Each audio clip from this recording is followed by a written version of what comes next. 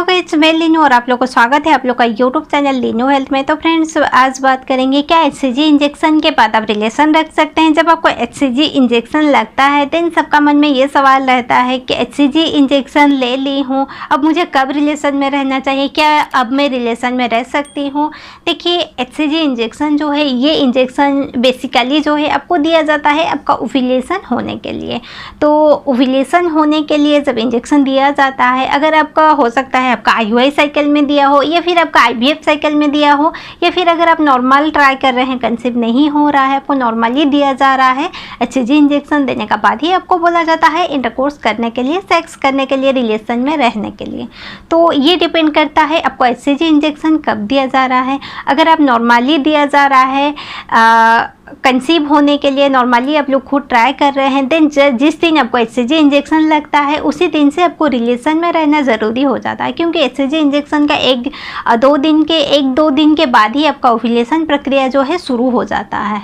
तो ये बहुत बड़ा इंपॉर्टेंट चीज़ होता है। जब आपका एचसीजी इंजेक्शन दिया जा रहा है और आप कंसीव करना चाहते हैं तो आपको उसी दिन से रिलेशन में रहना चाहिए जब आपका ओव्यूलेशन होगा। अगर आपका एचसीजी इंजेक्शन दिया गया है उसी महीने अगर आपका ओव्यूलेशन होता है तो आपको पता चल जाएगा। नॉर्मली हो सकता है पता चले या ना चले, लेकिन अगर आपको इंजेक्शन के माध्यम से ओव्यूलेशन किया जा रहा है देन आपको डेफिनेटली पता चल जाएगा आपका ओव्यूलेशन किस दिन हो रहा है।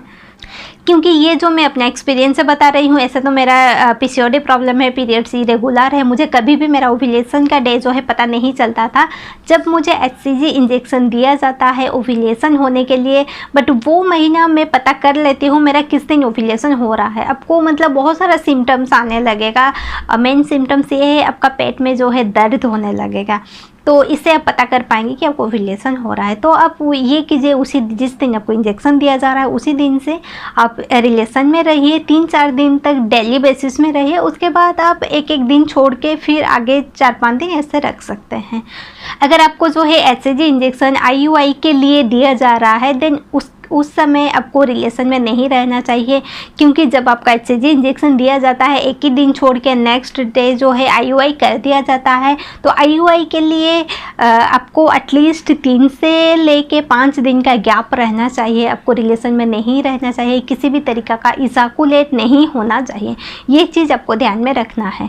तो अगर आपको आईयूआई के लिए दिया जा रहा है तो आपको रिलेशन नहीं रखना है। अगर आपको आईवीएफ के लिए दिया जा रहा है देन आपको तब भी रिलेशन नहीं रखना है, क्योंकि आईवीएफ के लिए इसलिए दिया जाता है कि जब आपका एक पिकअप किया जाता है उसका एक दिन पहले ही दिया जाता है, उसको फिर एक दिन छोड़ के नेक्स्ट डे जो है एक पिकअप के लिए बुलाया दिया जाता है। उस दौरान आपको स्ट्रिक्टली बोला जाता है कि आप ये इस समय में रिलेशन में नहीं रहना है, इंटरकोर्स नहीं करना है।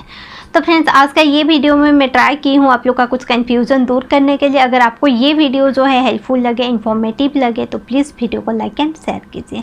फिर मिलेंगे एक नए वीडियो में, तब तक अपना ख्याल रखिए। Thank you.